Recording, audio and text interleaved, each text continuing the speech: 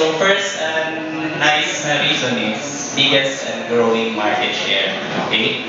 So Android, 50%. Sa World 2, mga around, may information siguro mga June 2013. So Android, around 50%. So taas na. Pero around 50%. Kumpara din mo sa iOS, around 35%. So taas na.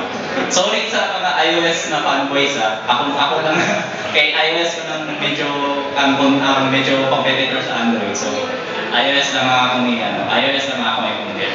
But I'm not saying na iOS is better. It's just more on parang it's Android style lang karon. Okay?